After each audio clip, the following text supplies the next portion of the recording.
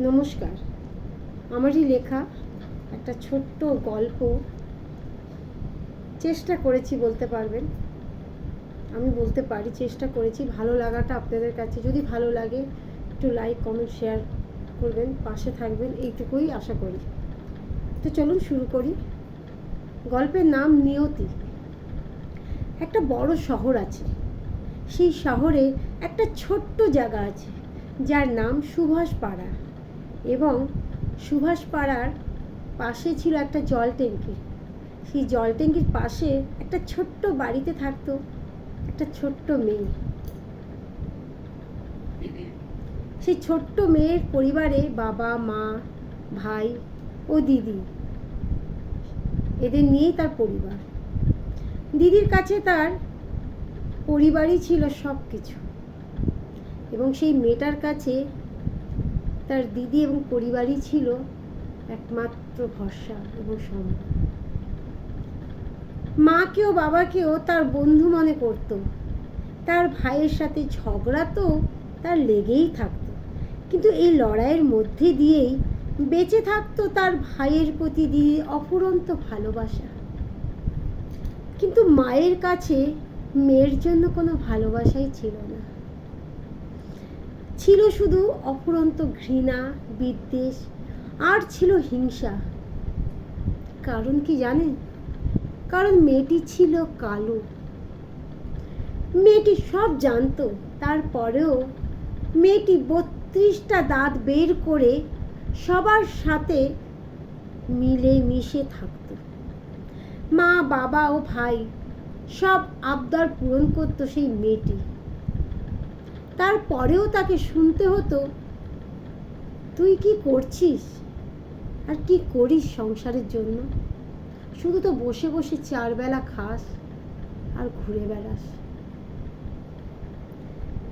আমার সংসারে সব কিছু খেয়ে শেষ করে দিচ্ছিস, তোর উপরেও কালো, তার ভেতরটাও কালো। এইভাবে মেয়েটাকে বলে যন্ত্রণা দিত দিনের পর দিন। তুই মরতে পারিস না? তোর বিয়ের রাতেই তুই তোর স্বামীর মরা মুখ দেখবি। এই সব কটুবাক্য বলে মা তার মেয়েকে কথা শোনাত। এত কথা শুনেও মেয়েটি সারাক্ষণ মা মা করত, কারণ মেয়েটি মাকে যে বড্ড বেশি ভালোবাসে। কিন্তু মা সেটা বোঝে না। মায়ের কাছে তার ছেলেই ছিল নয়নের মণি। একবার মেয়েটি বড্ড বেশি অভিমানী হলো, তাই সে মনে মনে ভাবল আর মায়ের তৈরি খাবার খাবে না। তাই সে 12 দিন ভাত আর আলু ভাজা খেয়েছিল, তাতে তার মায়ের কিছু যায় আসেনি। যখন বাবা দেখলো মেয়ে তো তার প্রতিজ্ঞার অটুট আছে, তখন বাবা তার শরীর খারাপের নাটক করে মেয়েকে ঘরের খাবার খাওয়ালো। কিন্তু সেই খাবারই মা তার মেয়েকে দিত, যেগুলি শেষে বেঁচে থাকত। মেয়েটি সেই কাটা ঝোল দিয়ে খুব আনন্দের সঙ্গে ভাত খেত পেট ভরে। মেয়েটি যখন বিয়ের জন্য সম্বন্ধ আসলো, তখন সে ভাবলো ভগবানের কাছে একটা প্রার্থনা করি, এবার যেন আমার বিয়েটা হয়েই যায়। তো মেয়েটির বিয়ে হয়ে গেল। তারপরে সে একটা ছোট্ট শিশু জন্ম দেবে। সে সময় তার মার কাছে গিয়ে সে ছিল কিছুটা দিন। সেই সময় তার মা তাকে চিংড়ি মাছের মাথা দিয়ে ভাতটা দিয়েছিল খেতে, আর বাকি যে মাছগুলো ছিল সেগুলো তুলে রেখে দিয়েছিল তার ছেলের জন্য। জীবনে অনেক কষ্ট করে সে একটু ভালো থাকার চেষ্টা করেছে, কিন্তু সেটাও তার মায়ের সহ্য হলো না। কিন্তু ভাগ্যের ফের কি দেখুন, কেউ এড়াতে পারে না ভাগ্যের ফেরকে। কথাতেই আছে, যার যেটা পাওনা সে সেটা পাবেই। সেই মায়ের ছেলের, যে ছেলেকে মা নয়নের মণি করে রেখেছিল, সেই ফর্সা ছেলের ঘরে কিন্তু মায়ের ভাত জুটলো না। সেই মাকে সেই কালো মেয়ের কাছে এসেই কিন্তু থাকতে হলো, এবং সেই মাকে সেই কালো মেয়ে চোখের মনি করে তার কাছে খুব যত্নে এবং খুব আপন করে বুকের মাঝখানে জড়িয়ে রেখেছিল। আজ সেই মা খুব অসুস্থ। সেই মা জানেই না যে সে কার কাছে আছে,